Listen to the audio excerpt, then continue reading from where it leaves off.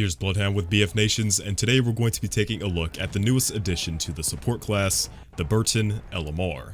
Now, the Burton was one of many additions to come in the June patch for Battlefield 1, and in short, this weapon is an absolute monster given the right circumstances. Now, for the support class as a whole, they've always been lacking in raw effectiveness within close quarters, with weapons like the BAR and the Parabellum having the only decent time to kill within those ranges. The Burton comes along and absolutely steals the role of the close quarter LMG for the support class. The Burton kills slightly slower than the Parabellum with a time to kill of 312 milliseconds within 12 meters, but thanks to its variance and absurd rate of fire, makes this weapon the king of the support class. The Burton LMR fires at an insane 830 rounds per minute with a max damage of 23. In hindsight, this low damage per shot seems a bit lackluster, with other LMGs having a 4 to 5 bullet to kill, whereas the Burton has a 5 to 6. But when you consider a rate of fire north of 800, this discrepancy is made up for. Now, this weapon's magazine size of 20 and a low muzzle velocity of 520 meters per second will put a hard cap on you from performing extremely well at any range. The Burton's recoil and spread values will also limit you as well, so make sure you play to the Burton's strengths, and that is within close quarters. Speaking of close quarter combat, the Burton LMR comes suited with the perfect variant for it, the trench variant. To unlock this weapon, all you need to do is score 50 defensive kills on capture points.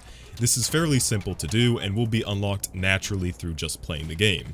This variant is arguably the superior variant if it weren't for the other variant's weaknesses. The other variant available to the Burton LMR is the optical. As the name suggests, the weapon comes equipped with an optical sight.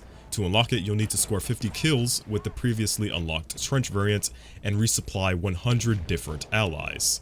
Unlike the trench variant, this weapon is much easier to control and thus can extend the Burton's effective range a bit farther than the stock trench variant. With recoil and spread values overall lower than the trench, this variant would seem like the obvious choice.